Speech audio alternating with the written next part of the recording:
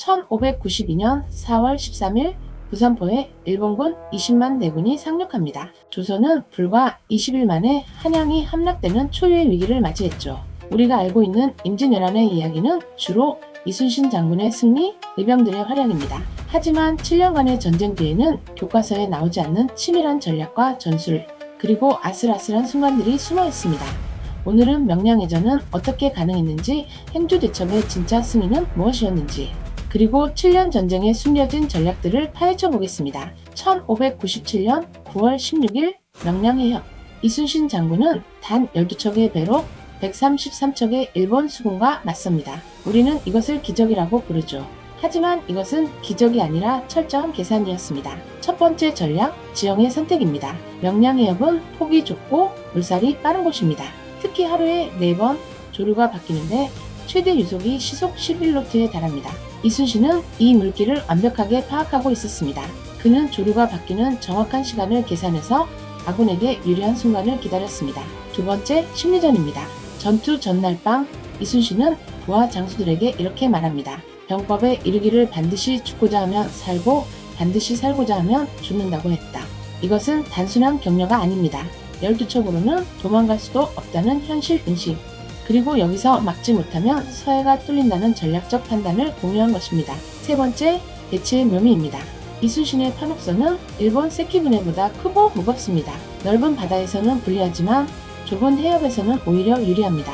그는 배를 해협의 가장 좁은 지점에 일렬로 배치했습니다. 일본군은 133척이지만 좁은 공간에서 동시에 공격할 수 있는 배는 앞에 몇 척뿐이었죠. 네 번째, 화력의 집중입니다. 판옥선 한 척에는 천자총통, 지자총통, 현자총통 등 각종 화포가 탑재되어 있습니다. 12척이지만 화력은 일본군 한 대를 압도했습니다. 특히 좁은 해협에서 밀집된 적에게 화포를 쏘면 빗나갈 수가 없었습니다. 그리고 결정적 순간 조류가 바뀝니다. 이순신이 계산한 그 시간이었죠. 밀물에 밀려 공격하던 일본 함대는 갑자기 썰물에 밀려 후퇴하기 시작합니다. 대형이 무너지고 배들이 서로 부딪힙니다. 이순신은 이 순간을 놓치지 않고 총공격을 명령합니다. 명량해전의 승리는 기적이 아니었습니다. 지형, 조류, 화력, 심리전을 완벽하게 계산한 전략의 승리였습니다. 1593년 2월 12일 행주산성. 권율 장군이 이끄는 조선군 2300명이 일본군 3만 명과 맞섭니다. 숫자로만 보면 13배 차이, 승산이 없어 보입니다. 하지만 이 전투도 치밀한 준비가 있었습니다. 첫 번째, 성의 선택입니다. 행주산성은 사실 제대로 된 성이 아니었습니다. 권율은 한강변의 낮은 야산에 급히 흙으로 성을 쌓았죠. 높이 겨우 3m, 둘레 1km의 작은 토성이었습니다. 왜 이런 곳을 선택했을까요? 이유는 세 가지입니다. 한강이 바로 앞에 있어 배로 보급이 가능했습니다. 뒤쪽은 산으로 막혀 있어 적이 포위하기 어려웠습니다. 그리고 무엇보다 낮은 성이었기에 일본군을 쉽게 이길 수 있다고 방심했습니다. 두 번째, 화력의 배치입니다. 권율은 승자총통, 불랑기포 등 당시 확보할 수 있는 모든 화기를 성벽에 배치했습니다. 좁은 성벽에 화력을 집중 배치하니 작은 공간에서 엄청난 화력 밀도가 만들어졌습니다. 일본군이 몰려오면 집중 사격으로 막아낼 수 있었죠. 세 번째, 백성들의 참여입니다. 행주대첩에서 가장 유명한 것이 바로 행주치마입니다. 여인네들이 치마에 돌을 날라 군사들에게 전달했다는 이야기죠. 이것은 단순한 미담이 아닙니다. 전투에서 가장 중요한 것이 바로 탄약 보급입니다. 화포를 쏘고 돌을 던지려면 끊임없이 탄약이 필요합니다. 권율은 전투 전에 이미 백성들과 함께 수만 개의 돌을 준비했고 전투 중에는 조직적으로 보급 라인을 운영했습니다. 네 번째, 방어의 계층화입니다. 일본군이 1차로 성벽에 접근하면 화포로 막습니다. 2차로 가까이 오면 화살과 조총으로 막습니다. 3차로 성벽을 기어오르면 창과 돌로 막습니다. 그리고 최후에는 백병전으로 막아냅니다. 4겹의 방어선을 돌파하는 것은 불가능했습니다. 전투는 아침부터 저녁까지 계속됩니다. 일본군은 7차례에 걸쳐 총공격을 펼쳤지만 모두 실패합니다. 일본군 전사자는 1만 명이 넘었고 조선군은 130명이었습니다. 결국 일본군은 퇴각합니다. 행주대첩의 승리는 적은 군사의 용맹만이 아니었습니다. 지형 선택, 화력 배치, 보급체계, 계층 방어 등 모든 것이 계산된 전략의 승리였습니다. 임진왜란 7년간 우리가 잘 모르는 전략들이 더 있습니다. 첫째, 수군의 보급 차단 작전입니다.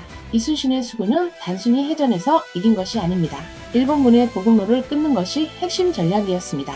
일본군 20만은 엄청난 식량을 필요로 했습니다. 육로로는 보급이 불가능했고 바닷길을 이용해야 했죠. 이순신은 남해안을 장악해서 일본군의 보급을 끊었습니다. 일본군이 조선 땅에서 약탈에 의존할 수밖에 없었던 이유입니다. 둘째, 의병의 게릴라전입니다. 정규군이 무너진 상황에서 각지에서 일어난 의병들은 일본군을 괴롭혔습니다. 곽재우의 호위장군, 김면의 의병, 조원과 승려, 영규의 의병 등 전국에서 수만 명이 일어났습니다. 이들은 일본군의 보급로를 습격하고 정보를 교란하며 끊임없이 소규모 전투를 벌였습니다. 일본군은 점령지를 확보했지만 통제할 수 없었습니다. 셋째, 명나라 원군의 활용입니다. 명나라는 4만 대군을 파병합니다. 하지만 명군은 승리만 한 것이 아닙니다. 평양성 탈환은 성공했지만 벽제관 전투에서는 대패했죠. 중요한 것은 명군의 존재 자체가 일본군에게 압박이 되었다는 점입니다. 일본군은 명나라와의 전면전을 원하지 않았고 이것이 협상의 여지를 만들었습니다. 넷째, 조선의 전시체제 개편입니다. 전쟁 초기 무너진 군사체계를 재건하는 것이 급선무였습니다.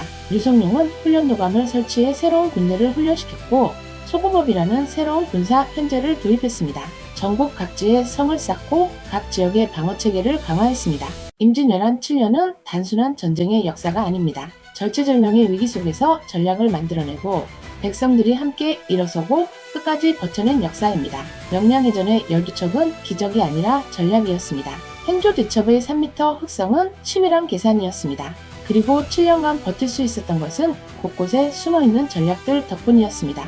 역사는 숫자와 날짜만이 아닙니다. 그 속에 숨어있는 선택들, 전략들, 그리고 사람들의 이야기입니다. 다음 영상에서는 임진왜란의 또 다른 숨은 이야기들을 가져오겠습니다. 시청해주셔서 감사합니다.